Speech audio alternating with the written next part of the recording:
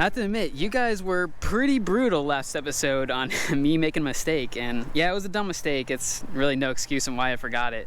Just, it happens sometimes, you know, you take apart these things like basically down to nothing and you're bound to forget something. Unfortunately, my thing I forgot was very important and it almost cost me both the SeaDoos. Luckily, my neighbor saved us and saved the day. Very grateful for that, because without him, we would I don't even want to know what would happen, because it would have been not good what would happen. But yeah, I just want to let you guys know it was kind of a brutal day. Wasn't too happy. I was really questioning whether or not I should have showed what actually happened, or not really posted that video until I fixed everything. But I really want to show you guys the ups and downs of rebuilding, and just so you know, it's not perfect all the time. You make mistakes, you constantly are going through stuff, you're gonna break something, you're gonna almost sink your jet skis. It's not easy, and showing your mistakes online for everyone to judge and make fun of you, it doesn't make it any easier. So I just want you guys to know I'm still learning, I'm still making mistakes, and I still want to show you guys those mistakes, but it was pretty brutal. It really just got to me, I think, and it was just rough, and I think it got to my head too much, and just had a bad day, I don't know. But I'm okay now. I really want you guys to see my mistakes and learn from them, and I will learn from them too. And I'm still learning about everything. I'm still very new to SeaDoos. I do not know everything about them. I'm still confused about which years they are and what motors are in them. And when I got my first SeaDoo, I didn't even realize it was a two-stroke until someone pointed it out to me.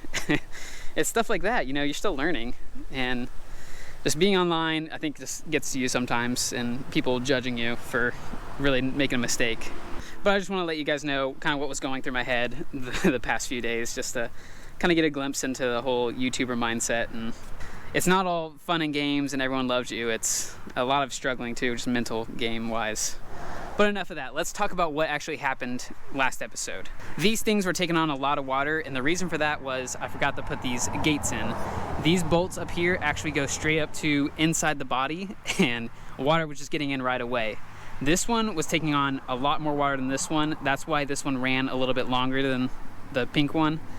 And that's why this one wasn't running right in the first place. There was a ton of water in it as soon as I got on it. When we pulled it off the trailer, I took some thumbnail pictures and let them sit for like 10 minutes. So they were taking on water as soon as I pulled it into the lake.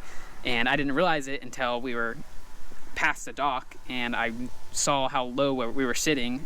I didn't really think much of it. I was just like, okay, we'll just take it for a spin and we'll go back.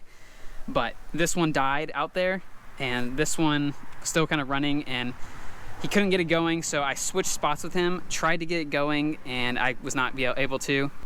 So I called him back. I told him to go get a rope so we can tow it, and I was just drifting so far before he was able to get back and tie it up.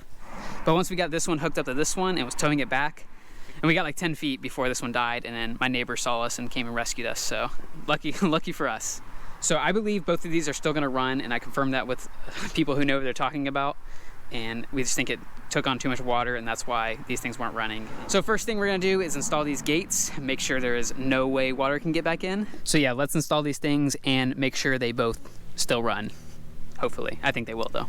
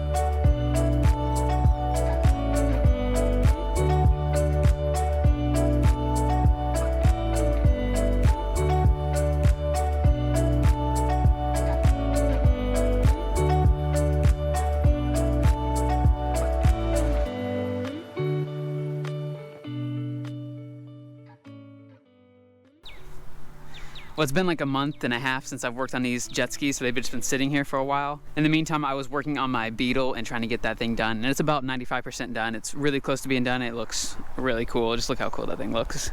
Anyways, these were sitting for a few months, but they are running and driving now. There's a few problems and some things we're gonna fix up on these. First thing, the yellow one runs great, no problems with that. The pink one, on the other hand, like I said in the previous video, the VTS motor doesn't work. That's what lifts the trim up and down. It's broken, and I think that's a common problem on these, at least what I've read about.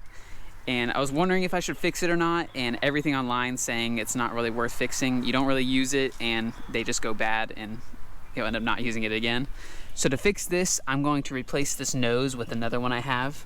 I have one that just has the steering across. It doesn't have the trim part to it, this part. So I'm just gonna replace that and call it a day. It's just gonna stay straight, stay forward. I'm not gonna replace the motor or anything because I don't think it's worth it.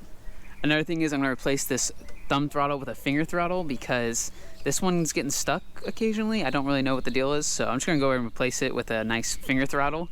Also, the yellow one needs a speedometer put in. I have that already to go in. And then lastly, I'm gonna put some bilge pumps in these because these things are pretty fast, so they kind of flip easily. Every time I've rode one, they flipped or almost flipped, so a bilge pump is a nice little safety feature to have. I'm gonna hook them up and then probably put a switch up here somewhere on both of them just to shoot out the water so we don't have that problem we had in the last episode where we kind of filled up with too much water and they would not run anymore. So hopefully that's gonna solve the problem with that and get these things completely finished. First thing I want to do is pressure wash these because they've been sitting for a month, so I want to clean them up, make sure they look good, and then finish them up a little bit. So let's hook it up to my Beetle and pull them out and pressure wash them.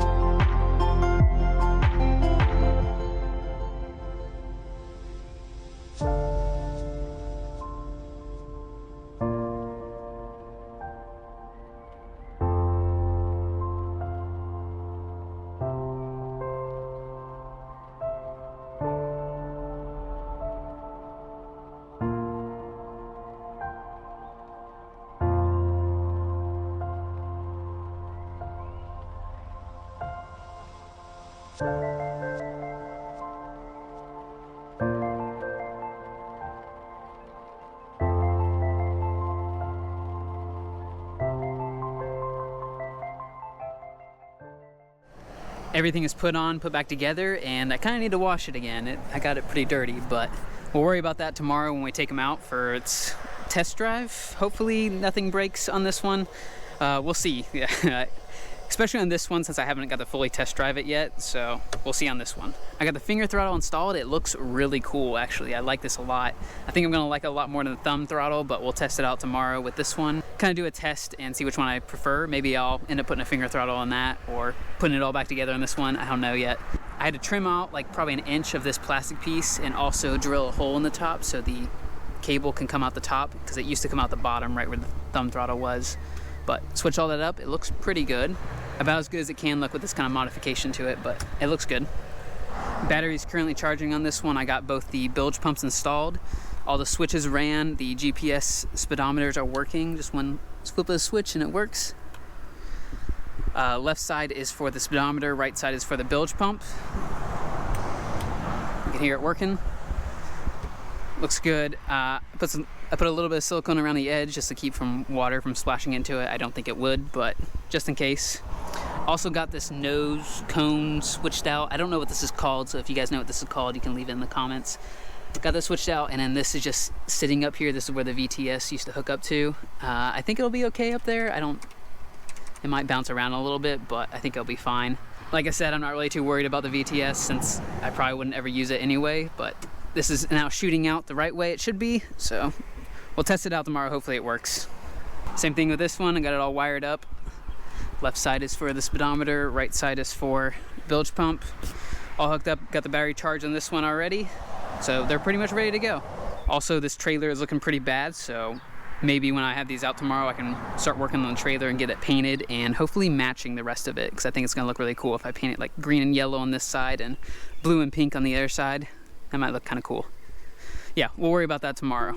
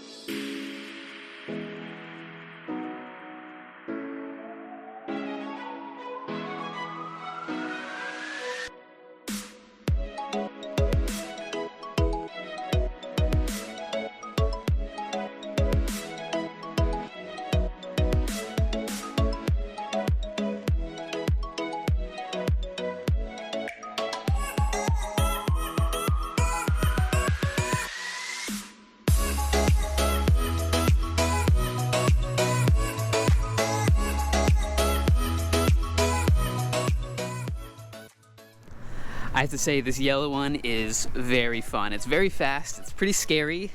You flip it very easily, do 360s on the water. It's really fun. I really like it. There is one slight problem though. Once it runs for a little bit, it's either like not getting enough fuel or getting too much fuel and it will just die randomly, and you have to wait a couple minutes before you can start it again. Probably just carburetor adjusting. It's probably all it needs. I don't think it's anything major wrong with it, but it's really fun and starts up right away.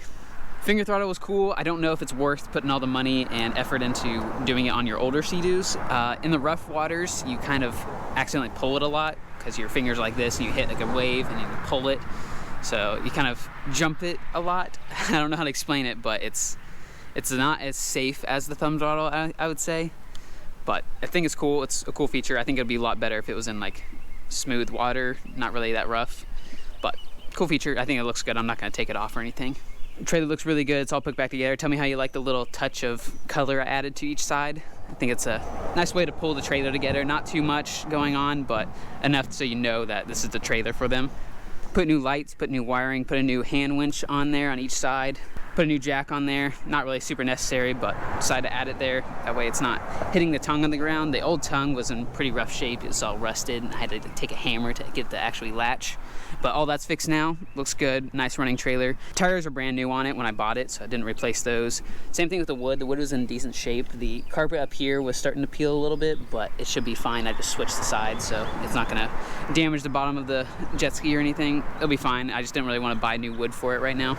Now for the bad news, this one is not running right. It's still not running right, and like I said in a previous episode, I was hearing this noise coming on like the lower engine area. It was like a clanking noise. I think that has something to do with it. It still runs, it will still start and move, but it does not get the full speed. It gets like half the speed of that one. This one goes about like 32 miles an hour. This one was only going like 10 or 15. It wasn't going very fast at all. Realistically, it probably needs the motor pulled and a full rebuild done to it to get it to run right. When it comes down to it, I've already put too much money into these things to really talk myself into putting a new motor in it or rebuilding the current motor. And this one's not the only one that needs a new motor. This one also needs a motor rebuilt or a new one bought for it. I'm just kind of getting overwhelmed right now, and I just need to cut my losses with these. I've already put too much money into them to really see the worth of finishing them. I know it's going to make a lot of people mad, but just trying to think of it from like the whole money aspect, and I have other projects I need to work on. I've actually bought another project that's a really big one that I'm going to put a lot of time and focus to. So just putting these to the side until I get another motor doesn't really seem worth it. So I am going to sell these. I'll probably put them up for like $3,000 or something. But I think $3,000 is a reasonable asking price. I mean, these things are all rebuilt. Lots of new parts, new seats, new foam, custom paint job, custom wrap. Custom trailer that matches them. I think that's a fair asking price. I don't know, you guys let me know in the comments below. I know one that's not running is not really a good selling point, but let me know what you guys think, if that's a good asking price. I hate to leave this series on like a negative note, but you guys gotta know what it's like rebuilding old jet skis and SeaDoos. It's not easy stuff, and sometimes stuff happens, and especially when you have other projects going on, and you kind of have to cut your losses and hopefully recoup some of your money, maybe. I don't really know if I'm going to recoup any of my money, but the experience and the journey was enough for me, and I really liked how I made these things look, and maybe that's what I need to focus on more if I buy another jet ski. Get one that's actually running good, that looks ugly, that way I can redesign it and have a good running jet ski. And also a main point that a lot of people said in the beginning is make sure they run good before you put all the money into the appearance. A lot of people said that in the beginning, but I did not listen, and I also thought they were going to be running condition. I really hope they would, but sometimes you gotta learn that lesson, I guess. Well, with all that being said, if you guys aren't following me on Instagram, I post a lot behind the scenes. I posted some teasers of the upcoming build that's going to be released here in a few weeks. It's a big one. You can follow me there if you want to. If not, I will catch you guys next week on the next episode. I don't know what's going to be on, but we'll see. Thanks you guys for watching the series. I really appreciate it. Let me know your comments below, and I'll catch you next week. Bye.